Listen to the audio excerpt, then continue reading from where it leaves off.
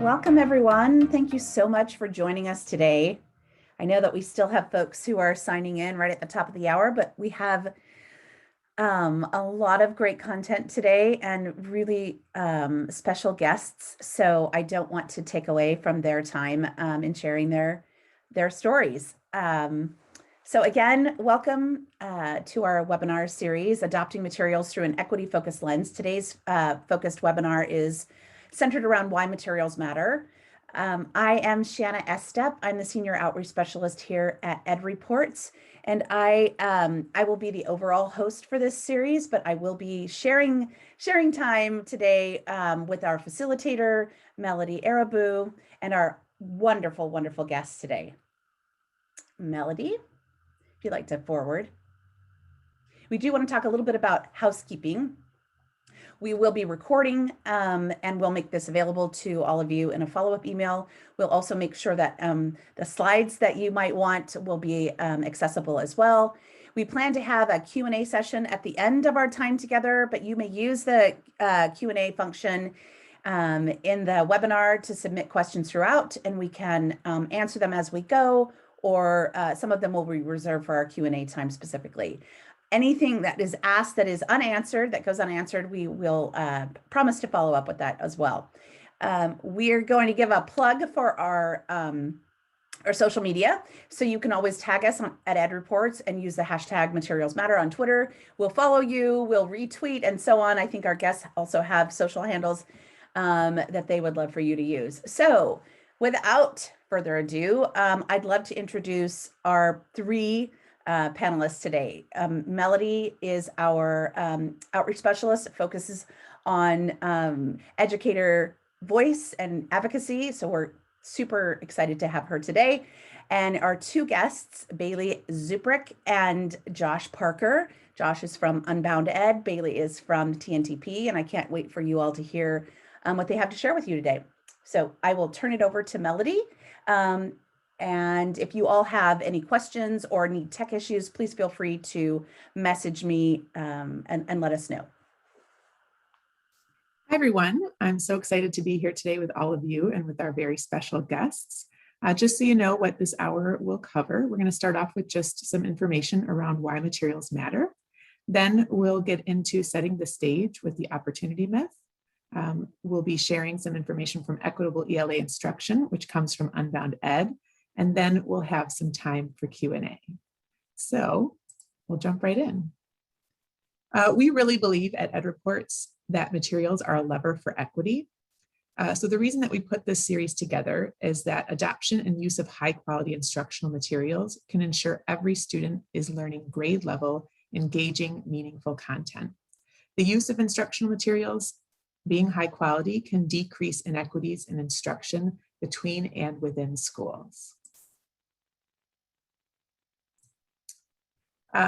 One thing that is really important is having equity in an adoption process. So adopting materials through an equity-focused lens includes centering the needs of students who have been least well served in your system, a strong vision for instruction for every student, focusing on local priorities that reflect the needs and context of your students, and including voices and perspectives from a broad range of stakeholders, including students, families, teachers, and other leaders. If you're not familiar with Ed Reports, I'll share our mission. Ed Reports is a nonprofit organization that increases the capacity of teachers, administrators, and leaders to seek, identify, and demand the highest quality instructional materials. Drawing upon expert educators, our reviews of instructional materials and support of smart adoption processes equip teachers with excellent materials nationwide. With our theory of action, we believe that if we start by identifying excellence, which we have seen lots of improvements in the materials market over the last 5 years, then we can increase demand for excellence. And that's really where educator voice and advocacy comes in. We want people in the field to be demanding excellence and knowing what's best for students and wanting what's best on the market. And if we have our field increasing demand, then we know that we can improve materials, and publishers have been responding to that and making better things for kids. which ultimately will lead to better outcomes for students, which is something that we all want. One of the most significant factors that impact student achievement is that teachers commit to implementing guaranteed and viable instructional materials to ensure no matter who teaches a given class, the materials will address certain essential content and provide a coherent experience for every student. Now, that's not to take away from creativity or teacher autonomy. I was a third grade teacher for over 15 years, so I know what an important piece that is to instruction. But at the very least, teachers should be given a strong foundation with high quality instructional materials. And research shows that materials have a direct impact on learning outcomes. We know that they are a teacher's top priority. Teachers really understand how important it is. We know it's a lever for equity. And people might be surprised to hear that it's a cost-effective measure.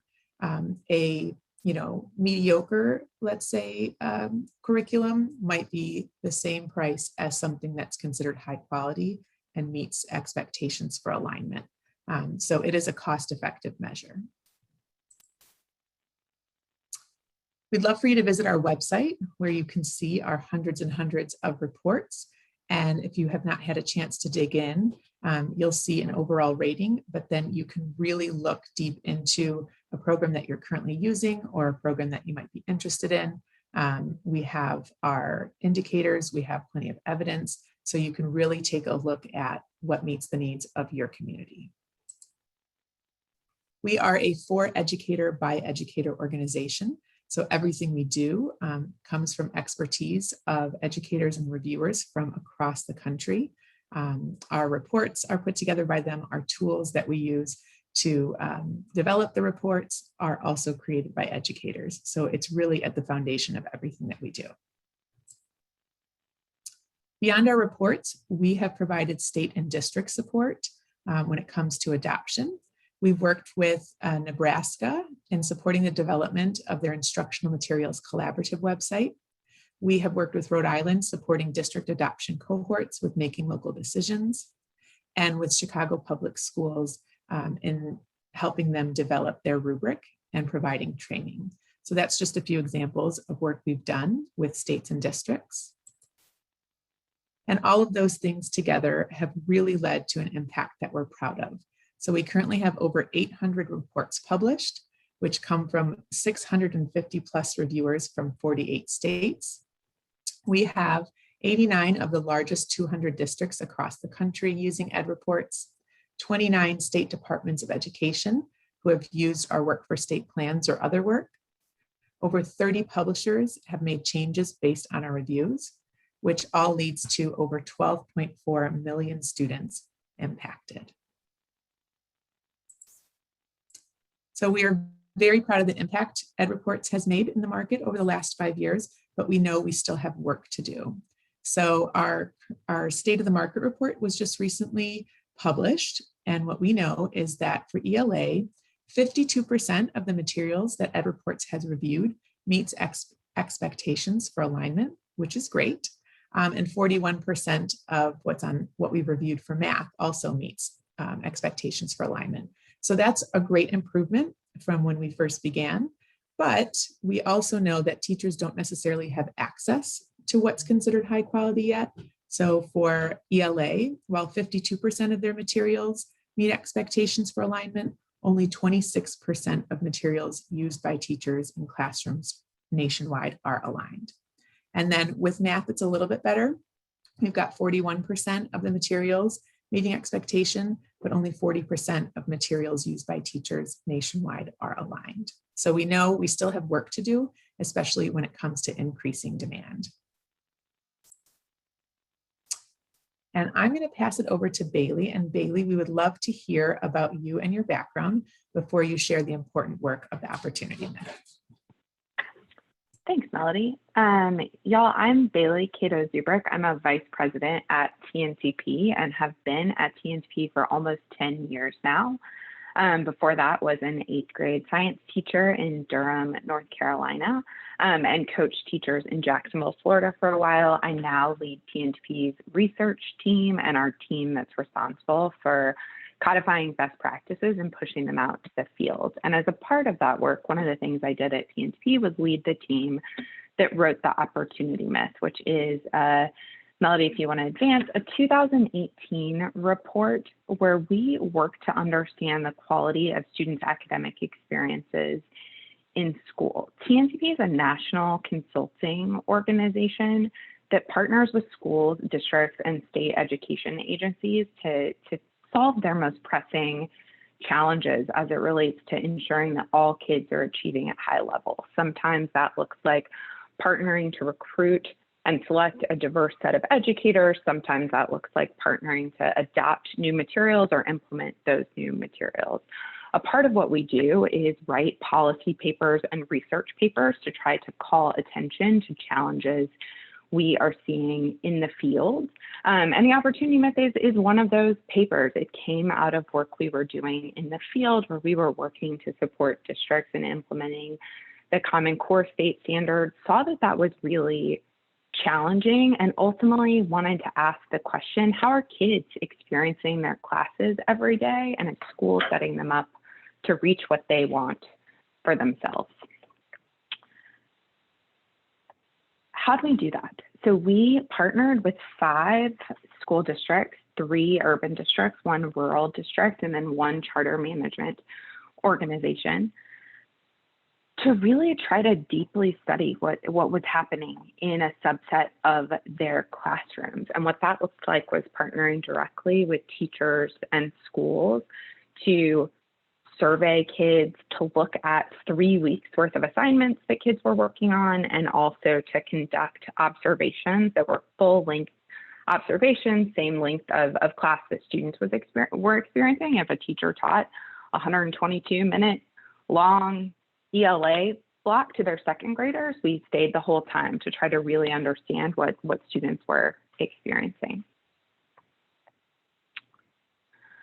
And so I want to talk to you all a little bit about what we found in that report today. The first thing that I want you to know that we found is that almost all the students in our study, more than 2,800 kids, reported that they intended to go to college. And that was true across racial demographic groups. That was true across different language statuses. Really consistently, we heard from kids that they deeply desired to go to secondary school. We also heard from kids that they had job aspirations that were actually going to require a university degree. You can't be an attorney or a doctor or a teacher if you don't have a 4-year degree.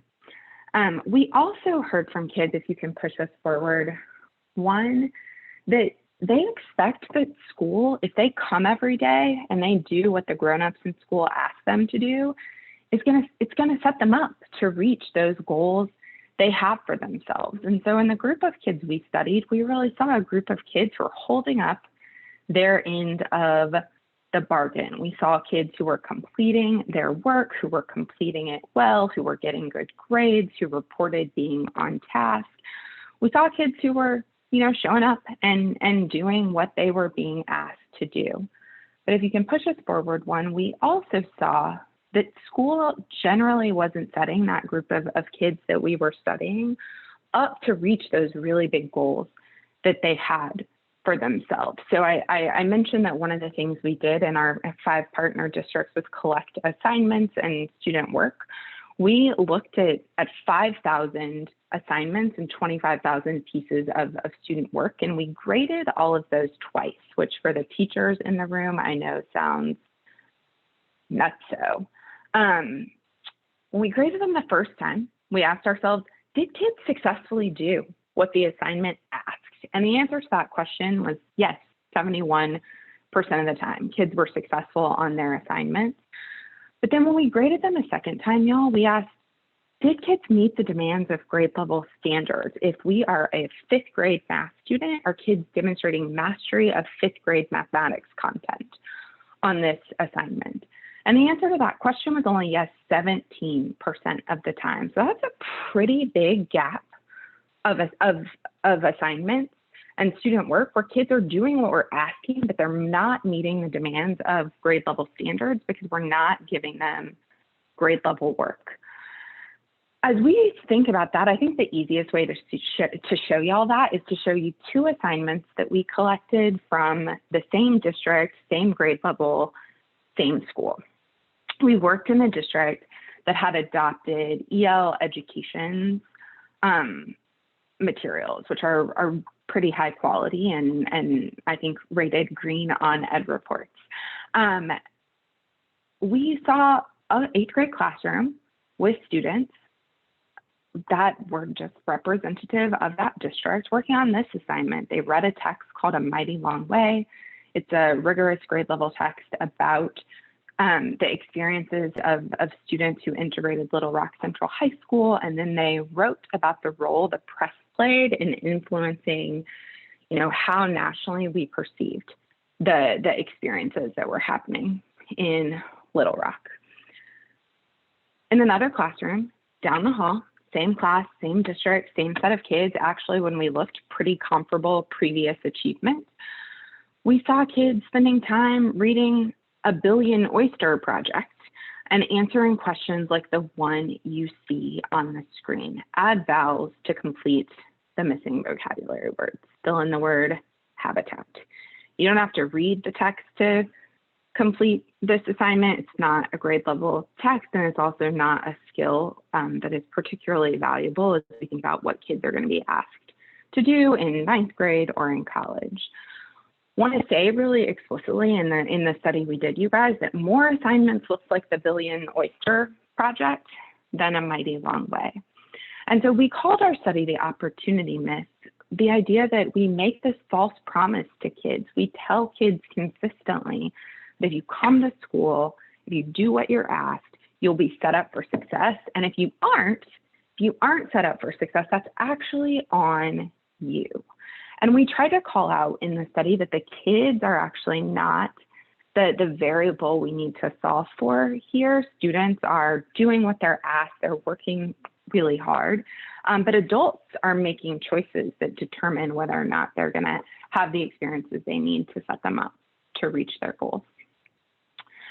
And so we call out in the report in much more detail how we measured each of these things, and also just more detail about our findings. But at the highest level, we found what we called 4 key resources that influence a student's school experience and outcome. Whether or not they have a consistent chance to work on grade appropriate assignments, whether or not they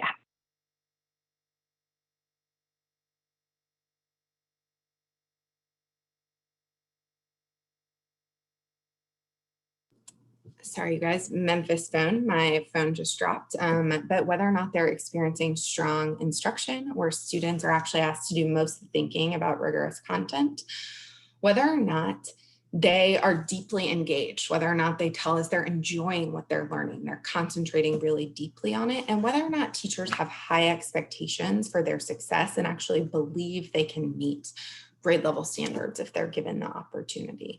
We saw in our study that these resources were pretty few and far between, and I want to call out really explicitly, if we bump forward one, that we also saw that those experiences are not equitably distributed across student groups. Focusing specifically on assignments, as we think about materials here, we estimated in our study that if a kid was to spend 720 hours in ELA, math, science, and social studies in their core classes in a given year, they're going to spend about 530 of those hours on assignments that don't give them a chance to meet the demands of grade level standards. I would say to you guys in particular, as we think about where we are in COVID, I would not say that every single assignment 100% of the time should be only grade aligned. We know that there are times when we need to go back to fill in a previous set of math content that kids need. But what we saw in our study is that we're spending a whole lot of time in below grade level content. And then we're wondering why students aren't mastering grade level content at the end of the year. We also saw that teachers are working really, really hard to find or create instructional materials. So we asked the teachers in our study for every assignment they turned in, where did this come from? And what we heard from teachers that they're spending 7 hours a week, some studies nationally show up to 10 hours a week finding or selecting instructional materials. We also, though, to the point that Melody made earlier about instructional materials being a tool for equity, we were able to cut the data to see what's the quality of assignments that come from high quality adopted materials. What's the quality of assignments that teachers are finding or creating themselves?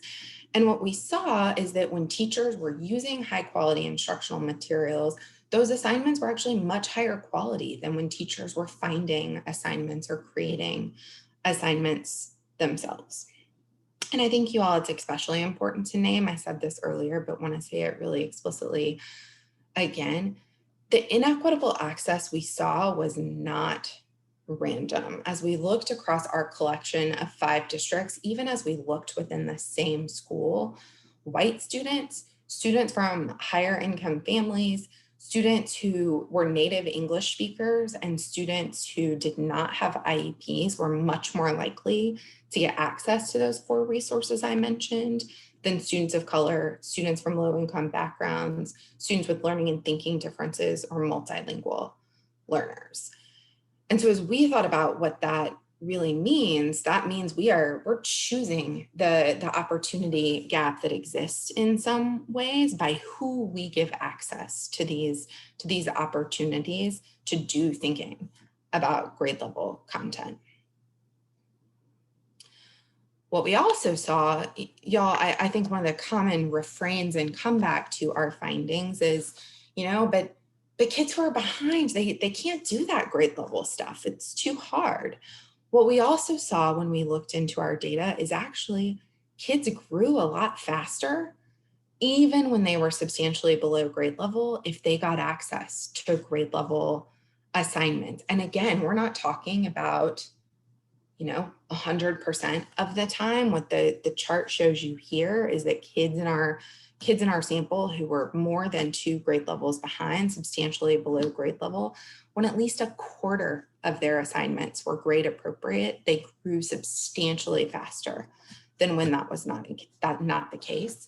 What that meant to us was that the achievement gap it's not inevitable, but it's actually baked into a system where we're making choices about which kids get to work on content that's appropriate for their grade level.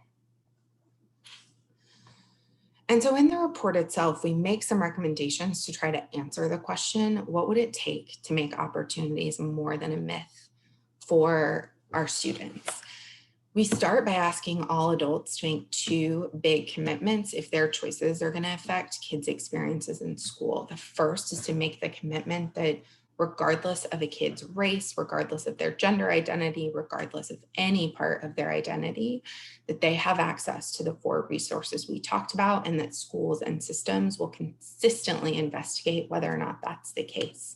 We also propose that every adult who's affecting kids' experiences make the commitment to truly listen to kids and families, authentically partner with them, and be really honest with them about how they're performing against grade level standards.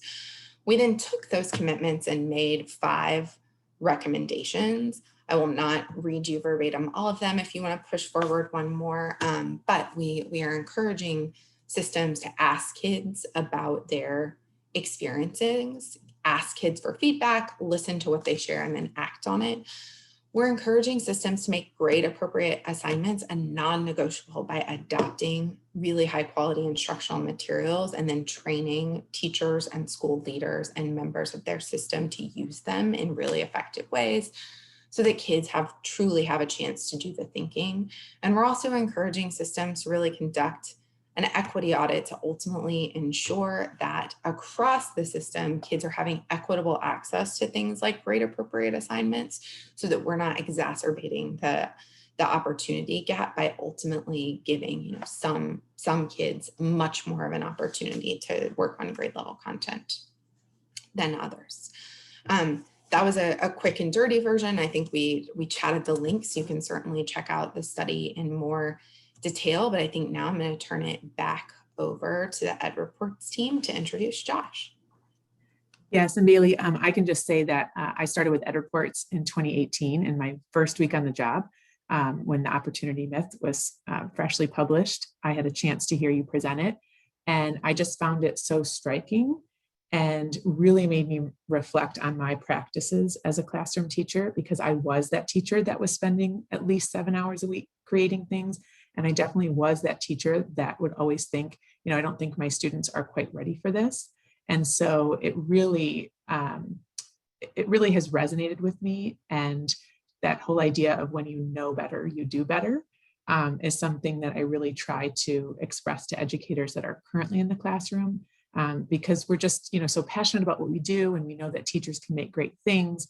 But when you really look at how much time kids are spending on things that aren't appropriate for grade level, then you just know that there's no way that that you can meet all of the standards in that way. So definitely something that, for anyone that's listening today, really starting to think about what are even just some little changes you can make. This is probably one of the most powerful studies I've, read as an educator. So thank you so much for sharing. Another study that really resonates and that really parallels a lot of the things that Bailey has talked about today comes from Unbounded, and it's called Equitable ELA Instruction. And we have the wonderful Josh Parker, who's going to share that with us. And Josh, I'd love for you to start by sharing about your background. Sure, thank you, Melody. I would love to chat just a brief second with Bailey. Bailey, there are 2 words that you used in your section that really are resonating with me. And so, or maybe phrases. The first is, students aren't the variable we need to solve for. That's pretty powerful, right? It reminds me of one of those things that is in Paul Gorski's Avoiding Equity Detours, when he says that you shouldn't try to fix students. You should try to fix the conditions that are being created for students to learn. And so I love that you said that they're not the variable that we need to solve for. And while I'm not as proficient in math as I'm in language arts, I love the concept of variable, right? Because also when you think about variable, you think about the second word that you said that really sticks with me, which is choices. Choices, right? The choices that we make.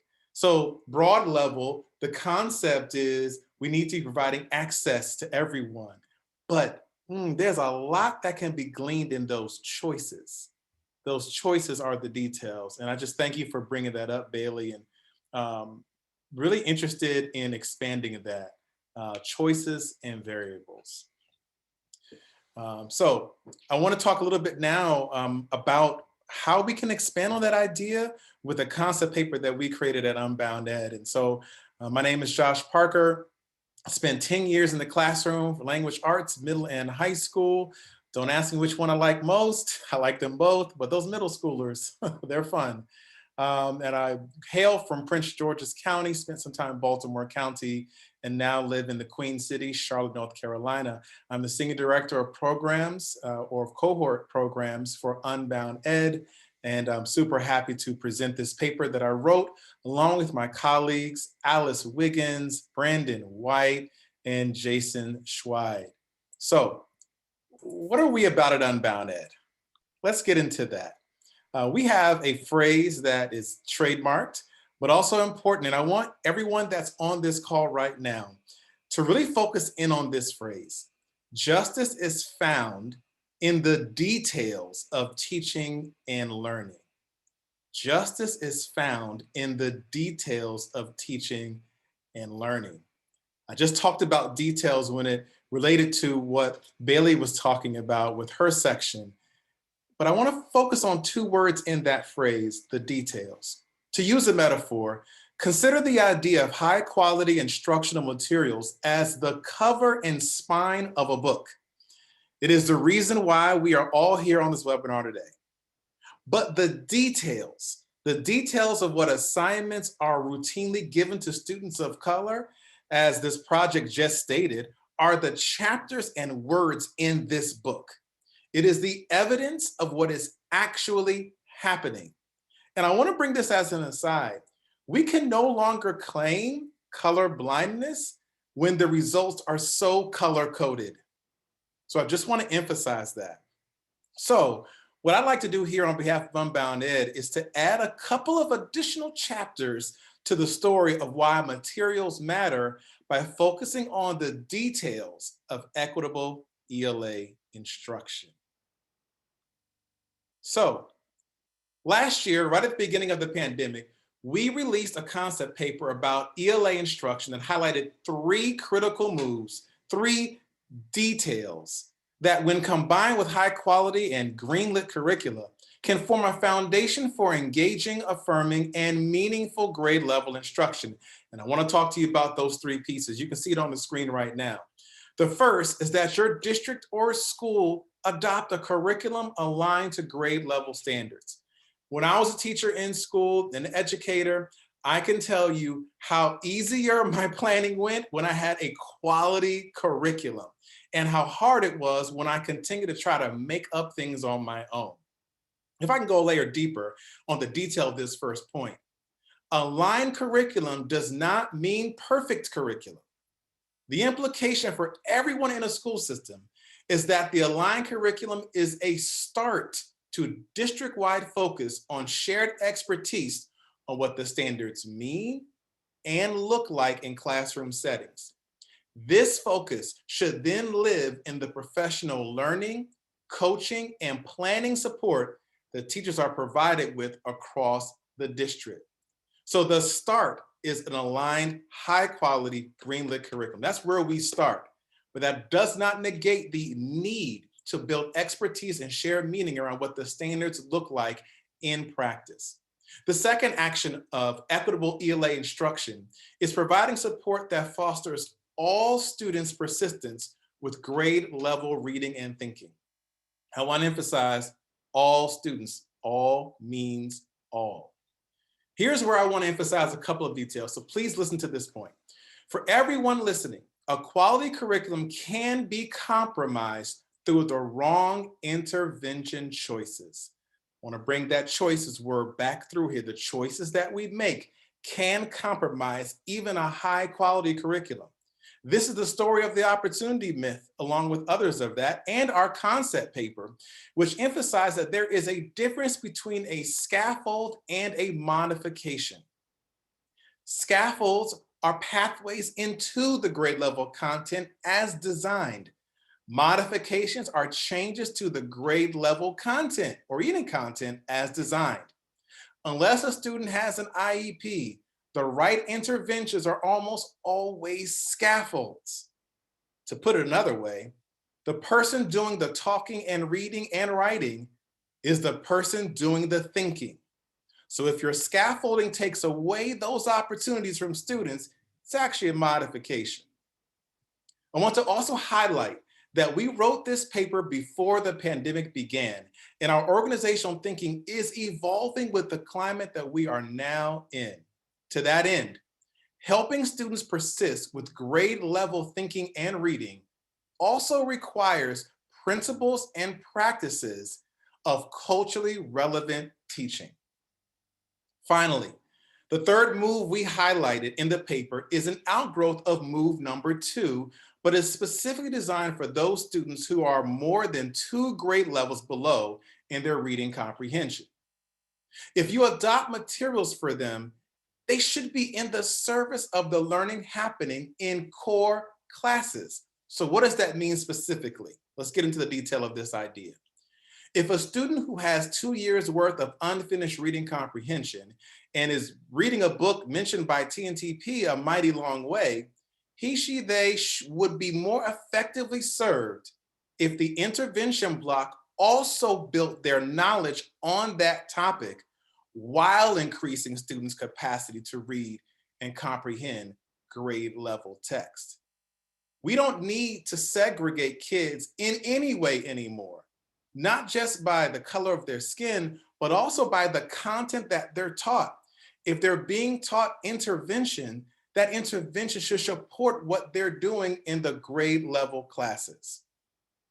This third point is another place where our thinking as an organization is evolving. So when we are providing targeted intervention in addition to and in service of grade level learning, we must be careful not to reproduce inequitable tracking practices by deeming some students as needing intervention versus others. Additionally, as an educator, I have to think differently about intervention and ask myself, what interventions might I need to be more prepared to teach all of my students? I love what Bailey said. The variable that we don't need to solve for is students.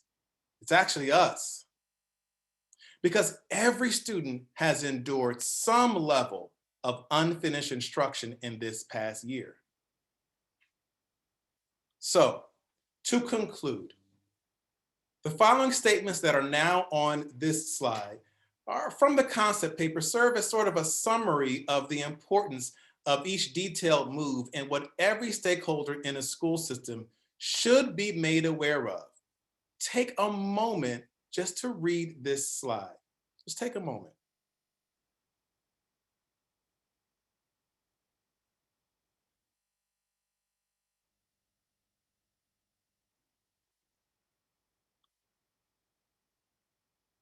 So Melly, don't click yet, but I'm going to tell you to click and there's going to be a couple other words, hopefully that will appear if I did this right. So I'd like to zero in on the first idea and bring in a point that we as an org are really focusing on. You can click now and something should show up. Perfect. In light of the pandemic, our focus should not be primarily on the who of intervention, but on the what and how of interventions. What materials are we using and how are we preparing our teachers to do them well? What materials are we using and are they aligned to the grade level text and topics of a standards aligned core curriculum? And how are we preparing our teachers to provide interventions that are needed for all of the students? Let's not make intervention something that we have to now monitor because some students need it and we all need intervention. And that's really the thinking that should align this. So before we go to Q&A, I just want to take a moment to express where we are in this equity opportunity. TNTP talked about the opportunity myth. Well, we're in an equity opportunity where now we can be intentional about the supports that all kids need, aided by high quality instructional materials and choices that we make. Because at the end, the choices that we make us. And that's according to what John Wooden, the great UCLA coach, said. So with that, I'm excited to get into our question and answer portion. And that's a little bit about us. You can visit our website, unbounded.org, because we're doing even more in this space. Thank you, Josh. And Josh is humble and did not mention that he is the 2012 Maryland Teacher of the Year.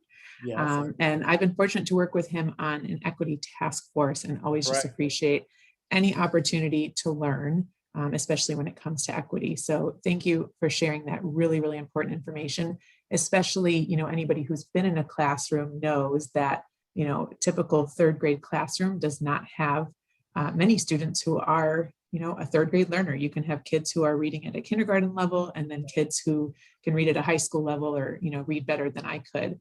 And so just the idea of interventions and finding the balance between meeting grade level expectations, but also providing those interventions to close any gaps is just such an important conversation to be having, especially now.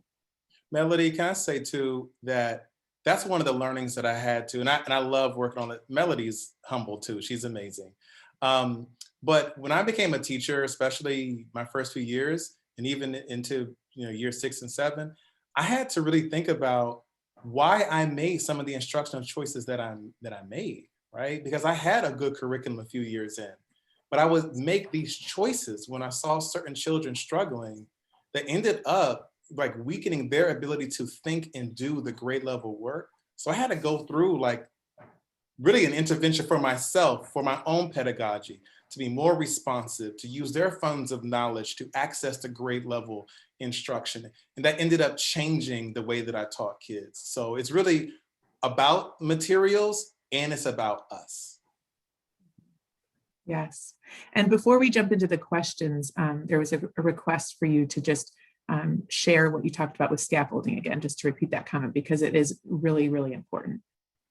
Yes, very important. So scaffolding are pathways into grade level instruction. For one example, you have just-in-time scaffolds, such as I might say if a student is struggling to understand a particular vocabulary word and what it means, I might direct them back to the text with a specific question without betraying the actual rigor of the task itself. That's a scaffold.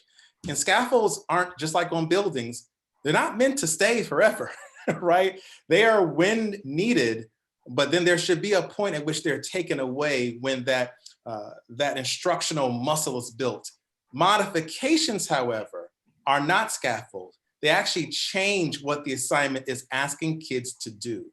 And those are typically reserved and should be reserved for students with IEPs or other particular government mandated accommodations. What we find is that, and what I found in my own practice, is I was doing a lot of modifications thinking they were scaffolds. And that was inequitable.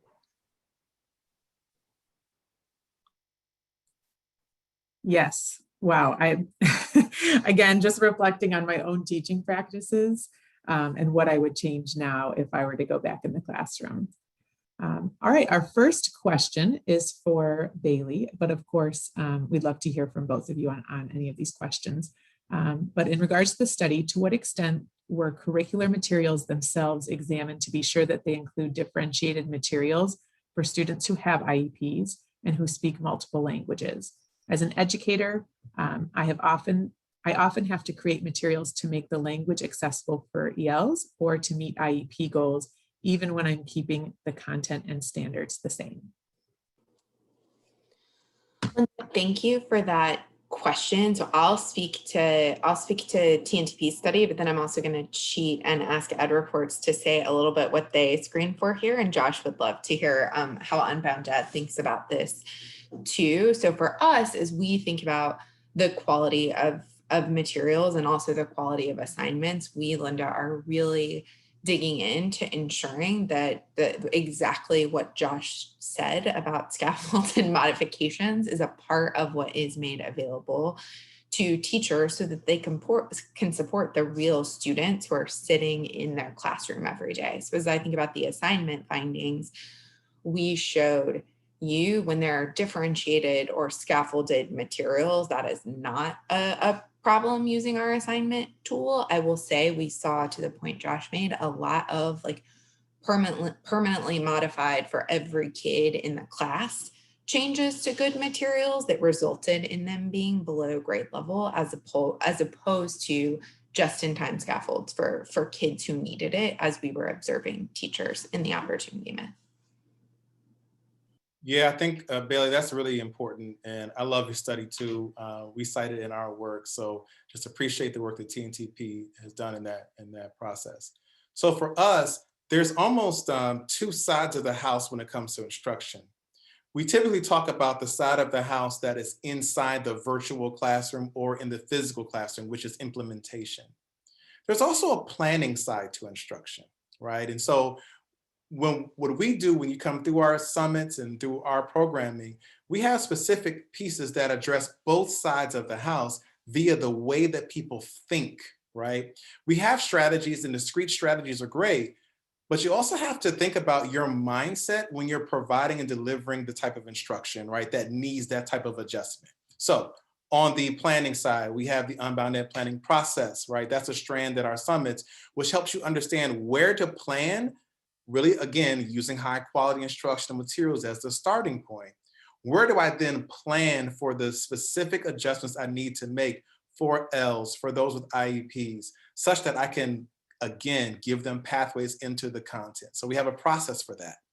But then, Bailey, as you know, and as the opportunity myth so clearly illustrates, you can plan something really well, but once you get into this, now we have the boxes in the screen, right, in Zoom and also in person, teachers end up making choices, right, that aren't what they planned.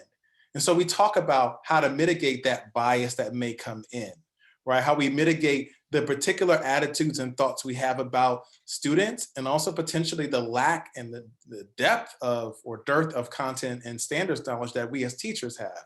So in our regular summit pathways, we increase that so that the efficacy in the classroom is really improved because you're more aware of yourself making choices, right, that are in the classroom. So we really handle both sides of the house, planning through our Unbounded planning process, and then just the attitude and the mindset that's needed for the implementation. I gotta be aware that I'm making some of these decisions. If I'm not aware, then I'm just gonna keep making these decisions. So that's why reports like the Opportunity Myth and our concept paper are so important to bring that awareness to play. Yeah, this conversation actually makes me think of one that has come up a lot with educators. And so I get to do a lot of educator engagement and work with teachers in the field on advocacy and how to advocate for high quality instructional materials. And one thing that keeps coming up is the need for teacher training in standards and in curriculum, and knowing what to look for and what makes something high quality, and just having a really strong understanding of what the standards are. And I definitely know that that's a really good place for school districts to start, because then teachers become the experts in what to look for. So that's right. Thanks for highlighting that, Melody. So our next question says, as we transition from remote or hybrid learning, I'm concerned students are not getting enough work. So what are your thoughts on how we proceed as students return to school full time? And this is for either of you. Josh, you go first this time. I love it, Bailey. Bailey voluntold me, y'all. I think so I want to talk about quantity versus quality, right? So I'd rather have a child have a quality learning experience, even if it's a very rigorous assignment that might take their energy and time to do, versus having lots of assignments that are essentially busy work and or work that is not actually to the standard. So I want to just shift the attention from like how much work are we giving versus how rigorous and how quality is the work that we're assigning and what are we doing around it, right? Because again, I've been a teacher for 10 years. I know that the scariest thing a teacher has to face is unplanned for time with kids, whether it's virtually or in person. But what made that time great for me is when I knew how to plan engaging assignments that actually demanded them to think differently about the world. It allowed them to see themselves differently as well, spoke to identity. And so I really think it's about the quality of the materials instead of really the quantity, understanding that you need to have enough materials to cover a class period. I think that's right. And as I think about teachers and schools and systems, thinking about what I think we've all experienced in some form or fashion over the past year with, interrupted teaching and potentially kids having missed some learning, I think it's also really important that we are really clear that every kid at base should be experiencing grade level content when they, I'm going to say when we're back in person in 21, 22, because I just can't fathom it not being back in person. Yeah, me neither. I've said this before, you guys, and some of us are still virtual. But it is really important, I think, that we are not, presuming that our sixth graders missed half of fifth grade math. So just doing half of fifth grade math in sixth grade, but instead we are thinking really strategically, as I think Josh, you outlined beautifully about ELA, about how to provide those just-in-time scaffolds and how to provide supports for kids so that they can engage in grade level content. And I think there's pretty decent evidence that grows kids faster than just presuming they can't do it and putting them in below grade level content. And Josh loved the quantity versus quality point. I certainly remember as a science teacher, particularly early in my career, being terrified of any unplanned minute. So I was really good at quantity and probably less good at quality when I started than I should have been. Yeah, I was certainly that way as a language arts teacher. I learned, though, there's a difference between activity and progress, right? Kids can fill in the blanks. That doesn't necessarily mean they're learning anything. What are they doing with the material? And is the material that I'm putting in front of my students worthy of them? That's the questions that we have to ask ourselves. When we talk about high quality materials, well, we're teaching high quality kids. So we should have high quality materials. And are the materials that we're putting in front of our children worthy of them? And I think that's a really good place to start too. Y'all, somebody tweet that quote. See, this is why we record things, to capture the brilliance of our panelists. All right, so our next question says, we have a rift in our district. Affluent schools have adopted their own high quality math curriculum, but our lower socioeconomic schools are stuck with the adopted math curriculum. And stuck, of course, is in quotes. As a coach, how can I best support teachers at lower socioeconomic schools to supplement their curriculum so that math intervention is grade level and standards aligned? Josh, would you like to start with this one? Yeah, but it's such a good question, right? I almost would ask the person who asked that question to consider your vocabulary with rift, right? Is it a rift or is it like hegemony? Like, is it inequity, right? Is it, because rifts are created by choices. And I want to come back to that idea of choices. So what I love about the question that she had was, or he, is what can I do from my level to ensure standards aligned instruction in math? And I love that. Now, I'm not a math educator. Now, I'm with some brilliant ones at Unbounded for sure. But what I will say is that the principles are transferable across content. And here's the idea, right? What does the standard state? And how can you get teachers to give pathways into the standards? And so I think the work that you would have in the schools that you're coaching in is how to increase the expertise of what the standards look like, as well as the mathematical shifts, focus, coherence, and rigor, right? Getting that understanding to be shared with teachers, and also letting them know, here are the pathways to getting kids to do the grade level work. That is a way, almost a temporary solution until you all can adopt that high quality instructional materials. Because the curriculum should be a complement and an accelerator to good standards aligned, culturally responsive pedagogy. So that's what I would say. Focus on how you can increase their expertise on the standards and on the mathematical shifts, and then pathways for students into grade level work. So don't stop the push. You should advocate for the adoption of high quality materials. Don't give that up, because students at all levels deserve that. Again, we teach high quality kids. They should have high quality materials and instruction. Yes, and I'd like to add, for whoever posed the question, I would start with using ed reports to understand the strengths and gaps of the adopted math curriculum, because that's what the evidence provides, and you can really look closely to see, because every curriculum is going to have some positives and then some things that could be improved. So that can help you focus any supplements or adjustments to the curriculum in places where it may not be fully standards aligned. You may also find that it is well aligned and has scaffolds and supports that can help you when you're providing instruction. So definitely use those reports as a tool to be able to make the most of the materials that you have.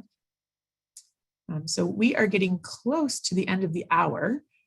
So I always like to think about first steps, because there's so many things that need to be changed to move toward an equitable education system. But I'd love to hear from both of you. What is a good first step that districts, classroom educators, other leaders can take to try to move toward equitable access to instructional materials? Bailey, I'm gonna volunteer Bailey now. See, it's on Bailey. See, Bailey. You're going off mute. Equitable voice.